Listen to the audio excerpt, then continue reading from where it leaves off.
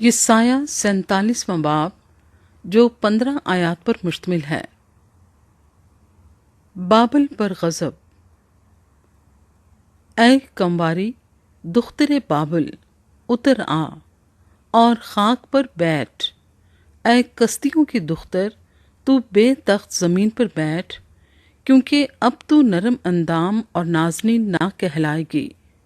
چکی لے اور آٹا پیس، اپنا نقاب اتار اور دامن سمیٹ لے، ٹانگیں ننگی کر کے ندیوں کو عبور کر۔ تیرا بدن بے پردہ کیا جائے گا، بلکہ تیرا ستر بھی دیکھا جائے گا۔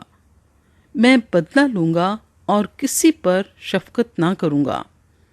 ہمارا فدیہ دینے والے کا نام رب الافواج یعنی اسرائیل کا قدوس ہے۔ اے کستیوں کی بیٹی، چپ ہو کر بیٹھ اور اندھیرے میں داخل ہو، کیونکہ اب تو مملکتوں کی خاتون نہ کہلائے گی۔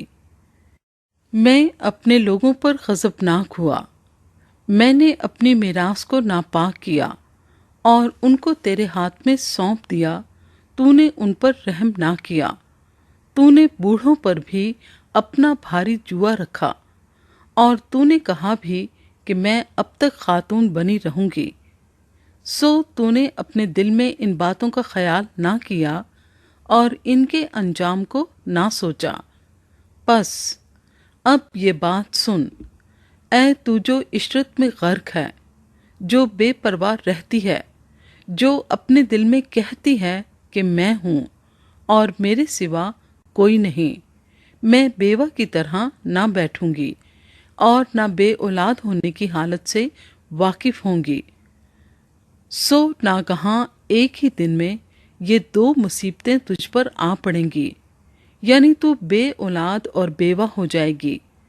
تیرے جادو کی افراط اور تیرے سحر کی کثرت کے باوجود یہ مصیبتیں پورے طور سے تجھ پر آ پڑیں گی، کیونکہ تو نے اپنی شرارت پر بھروسہ کیا۔ تو نے کہا مجھے کوئی نہیں دیکھتا، تیری حکمت اور تیری دانش نے تجھے بہکایا، اور تو نے اپنے دل میں کہا میں ہی ہوں اور میرے سوا اور کوئی نہیں۔ اس لیے تجھ پر مصیبت آ پڑے گی جس کا منتر تو نہیں جانتی، اور ایسی بلا تجھ پر نازل ہوگی جس کو تو دور نہ کر سکے گی۔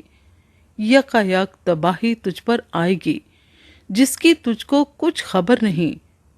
اب اپنا جادو اور اپنا سارا سحر جس کی تو نے بچپن ہی سے مشق کر رکھی ہے استعمال کر، شاید تو ان سے نفع پائے، شاید تو غالب آئے۔ تو اپنی مشورتوں کی کثرت سے تھک گئی۔ اب افلاک پیما اور منجم اور وہ جو ماہ بماہ آئندہ حالات دریافت کرتے ہیں اٹھیں، اور جو کچھ تجھ پر آنے والا ہے اس سے تجھ کو بچائیں۔ دیکھ وہ بھوسے کی مانند ہوں گے، آگ ان کو جلائے گی، وہ اپنے آپ کو شعلے کی شدت سے بچا نہ سکیں گے۔ یہ آگ نہ تاپنے کے انگارے ہوگی، نہ اس کے پاس بیٹھ سکیں گے۔